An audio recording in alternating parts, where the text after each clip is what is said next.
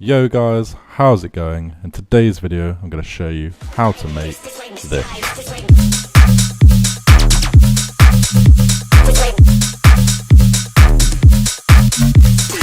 So let's start with an initialized serum patch, and we're going to use basic shapes on oscillator A. Now let's put this down 2 octaves to get a sub-style sound. And now let's go in and edit this. So let's adjust these. So bin 1, let's make about here. Bin 3, let's make about here. Bin 5 about here.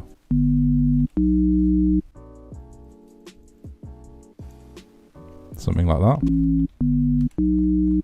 Now let's turn the rand off to stop any weird interference. And then let's go to LFO 1, put this on envelope 1/4, and let's adjust this.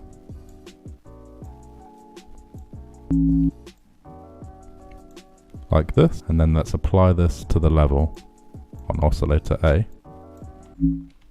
Now what we're going to do is add some noise. Now I've just gone in here and picked an analog sounding noise, and I've gone for J106. You can just play around with anything that you like, and I've only applied it a tiny amount, so like 5. There we go, around 7, just until you can just hear it. Now let's go to oscillator B and pick basic shapes again. And this time we're going to put the level all the way down, the rand down, and we're going to apply an LFO to it, but we're just going to turn it down to nothing, so just to 0. And now let's just turn the octave up and this up to 4. And then what we can do later is we can adjust this level and automate it within the track to get some variation on the sound. So it'll be sounding like this, and then suddenly it'll be sounding like this. You get some variation. So let's just put this right down for now to 0. Now let's add a filter. We're just going to use MG low 12. Let's turn on B, and let's apply the cutoff. So let's move this slightly and then add it, and then let's put it about here.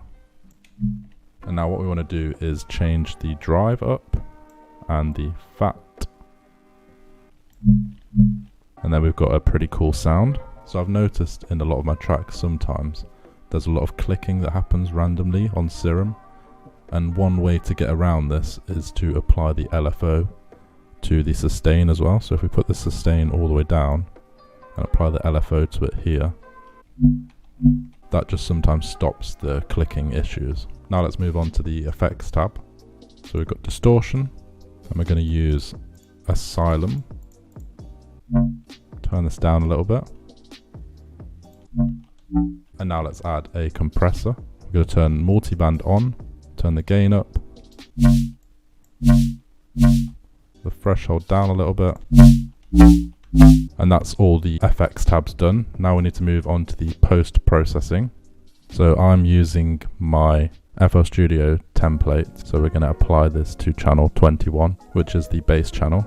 This is available on my Patreon, and it's also on my complete bass drop sample pack, which is called Mayhem, and that's available on my website, link in the description. So let's add OTT first. So we're just going to turn the depth down, the time down. We can just adjust these slightly, but there's not really much need. That sounds pretty cool. Next we're going to add decimort 2, and we're going to use high tone disturbance. And let's turn this up a little bit. Now let's add some EQ. So I'm just going to use Pro Q3 here, but you can use anything. The default EQ on FL Studio or Ableton is pretty good. And we're going to cut out the lows so we can add in a sub. And then let's just boost some of the mid to high ranges as well. And here. And then let's turn this into a high cut and get rid of any unnecessary highs. Cool. And then we've got the bass running into our reverb channel here, so we'll turn this up a little bit. And let's go back onto here. This noise is becoming a little more prominent now we've got the effects on, so I'm just going to turn this down a little bit. Maybe to like 4. So that sounds a bit better, I think. Now let's add a sub. So we're going to duplicate it and then add it to our sub channel. And then all we're going to do is copy the EQ across. And then we'll delete these.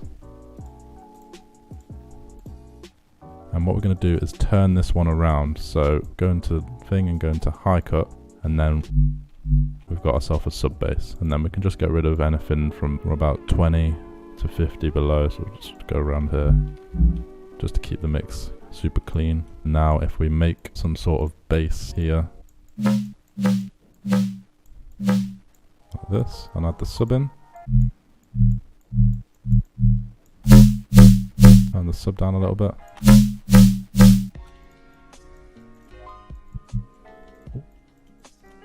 There we have the melody from the tune I played at the start. And that's sounding pretty cool. So there we have the bass sound and the sub bass. Let's hear it all together again with the drums.